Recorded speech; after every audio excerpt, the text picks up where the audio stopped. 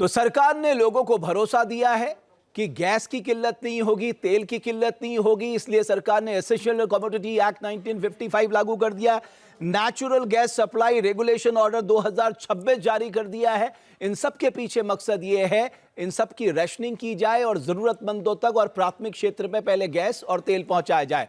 बहरहाल एक बड़ी खबर आ रही है, सऊदी अरब अरामको के प्रमुख जो सीईओ हैं, उन्होंने बड़ी चेतावनी दी है। उनका कहना है कि अगर हॉर्मुज़ स्ट्रेट बंद रहा तो इसके खतरनाक नतीजे होंगे। वैश्विक तेल बाजार के लिए ये नतीजे बेहद खतरनाक साबित होंगे। अरामको हॉर्मुज़ स्ट्रेट से तेल की शिपिंग फिर से शुरू हो। वैश्विक तेल भंडार 5 वर्षों के सबसे निचले स्तर पर, यह कहना है अरामको के सीईओ का। और मेरे साथ बहुत ही खास मेहमान जुड़ रहे हैं चर्चा में, बहुत अनुभवी लोग। प्रोफेसर बिजॉन मिश्रा साहब पॉलिसी एक्सपर्ट हैं, बहुत धन्यवाद आपका। सुशील सिंघल साहब पूर्व में राजनयिक रह चुके हैं। मेजर जनरल के सिन्हा साहब, बहुत धन्यवाद करता हूं आप लोगों का न्यूज़ नेशन के मंच पे आने के लिए। बिजॉन मिश्रा साहब, मैं आपसे शुरू करना चाहूंगा। आपको लगता है कि भारत सरकार ने जो कदम उठाए हैं, चाहे वो एसेंशियल कमोडिटीज एक्ट को लागू करना हो, चाहे वो natural gas supply regulation order जारी करना हो, या फिर तमाम जो प्रोएक्टिव अप्रोच हैं, क्या आपको लगता है कि भारत के आम उपभोक्ता को निश्चिंत रहना चाहिए कि देश में कमी नहीं होगी, चाहे वो एलपीजी की हो, पीएनजी की हो, सीएनजी की हो, तेल की हो, किसी चीज की कमी नहीं होगी? रमेश भाई, हम ये कहना चाहेंगे कि देश में कमी नहीं होगी, ये तो हम अभी प्रेडिक्ट नहीं कर सकते हैं, लेकिन जो प्रक्रिया जारी करना चाहिए वो हो चुका है।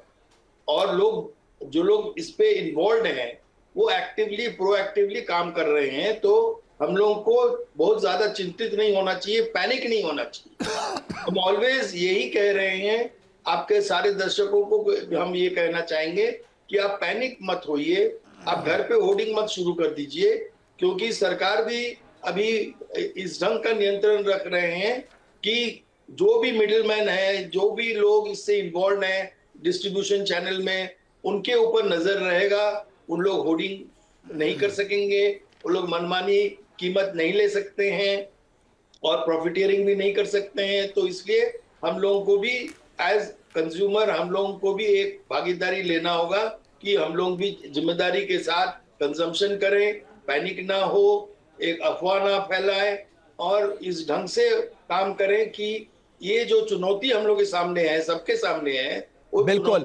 प्रोफेसर बिजॉन मिश्रा साहब, आपने बहुत अच्छी बात हमारे दर्शकों के लिए करी कि पैनिक होने की जरूरत नहीं है। मैं ज्यादातर लोगों से सुन रहा हूं कि हर कोई कोशिश कर रहा है कि ज्यादा से ज्यादा गैस सिलेंडर भरवा ले, जबकि भारत सरकार ने कहा चिंता की कोई बात नहीं है, हमारी सप्लाई चेन दुरुस्त है। और हमारे लिए अच्छी बात यह है कि साहब, हम 40% के आसपास हमारा घरेलू उत्पादन है। अगर हॉर्मुज़ स्ट्रेट से भी दिक्कतें आ रही, लेकिन फिर भी हमारा घरेलू उत्पादन है, लिहाजा सरकार ने प्राथमिकताएं तय कर दी हैं। सुशील सिंघल साहब, मैं आपसे जानना चाहता हूं, ये जो पूरी दुनिया में इस वक्त हाहाकार मचा है, ये अमेरिकी राष्ट्रपति डोनाल्ड ट्रंप पे दबाव बना पाएगा? खासकर ये जो ऑयल को लेके हाहाकार मच गया है, ये दबाव बना पाएगा कि साहब अब बहुत हो गया, अब ये युद्ध आप बंद करिए?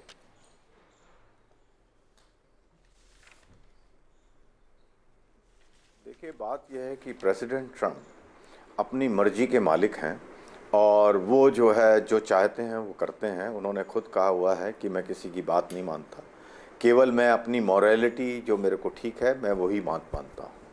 अभी खबरें आ रही हैं कि यूएस एडमिनिस्ट्रेशन, जो प्रेसिडेंट ट्रंप का एडमिनिस्ट्रेशन है, उसमें प्रेसिडेंट ट्रंप को एडवाइस दी जा रही है कि हमें एक एग्ज़िट स्ट्रैटेजी सोचनी चाहिए, क्योंकि जो ऑयल के बारे में आपने बात की, स्ट्रेट ऑफ हॉर्मुज़ के बारे में बात की कि वहाँ समस्या खड़ी ज़्यादा हो रही है और ये प्रोलॉन्ग हुई तो ग्लोबल इकोनॉमी बहुत ज़्यादा सफ़र करेगी। तो इसमें कोई शक नहीं है कि जो है, क्योंकि स्ट्रेट ऑफ हॉर्मुज़ इतना इम्पॉर्टेंट है, जैसा कि आपने अपनी खबरों में बताया कि 20 से 30% के करीब ऑयल, क्रूड ऑयल और गैस वहाँ से पास थ्रू होती है और इस वक्त वर्चुअली स्टैंड स्टिल हो गया है, वहाँ पर बहुत कम जहाज़ जा पा रहे हैं।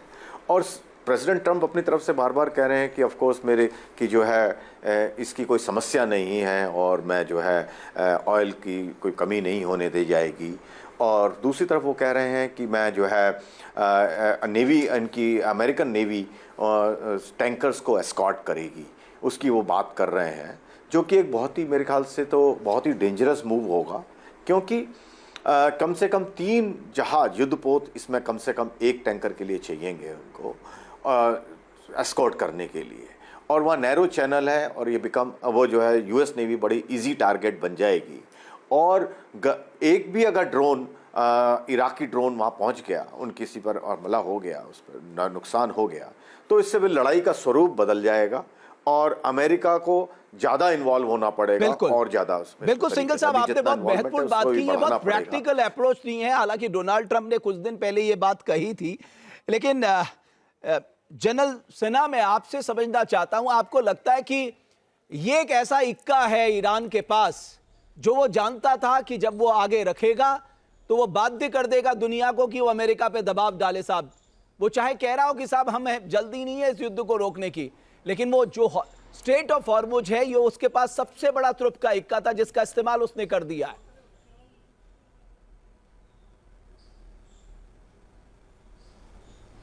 जय हिंद रमेश जी, एब्सोल्युटली सही आकलन है आपका। 1/5 ऑफ वर्ल्ड की एनर्जी जो है वो इसी इलाके से निकलती है, स्ट्रेट ऑफ हार्मुज।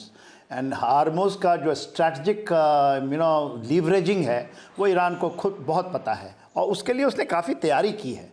भले ही बात कुछ कहें कि ये सिचुएशंस, देखिए आज 11 दिन की D+11 डेज़ हैं और पूरी दुनिया में हाहाकार है एनर्जी को लेकर के, और प्राइजेस जिस तरह से बढ़ रही हैं प्रति बैरल, वो तकरीबन $150 प्रति बैरल की तरफ जा रही हैं।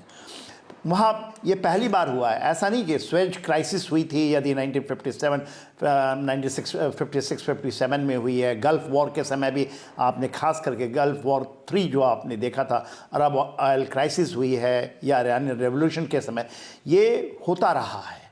मगर इस बार जो हुआ है दुनिया अचंभित है, 100% ठप कर दिया है, इंक्लूडिंग जो रिफाइनिंग होती थी वहाँ पर कैपेसिटी, खास करके यूनाइटेड स्टेट्स जो आपका सऊदी अरेबिया का है यदि आप देखें, और वो तकरीबन बंद हो चुका है। बिल्कुल, और इसकी किल्लत तो है ही है, बात उसकी नहीं है। देखिए पासा 11 दिन के बाद पलटा हुआ दिखाई देता है।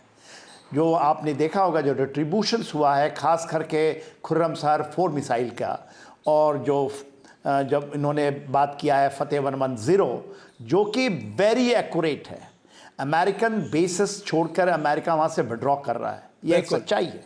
और सर ये उसने एक बहुत बड़ी बात हुई है, मुझे याद है हमारा चैनल पिछले 1-1.5 महीने से यही ताकत दिखा रहा था, टैरिफ लगाएगा कि साहब ये ऐसी मिसाइलें हैं जो अपने टारगेट को हिट कर देती हैं, यहां तक कि जो है आपका डिफेंस सिस्टम है वो भी उन्हें नहीं पकड़ पाएगा, रोक पाएगा, और यही होता दिखाई दे रहा है।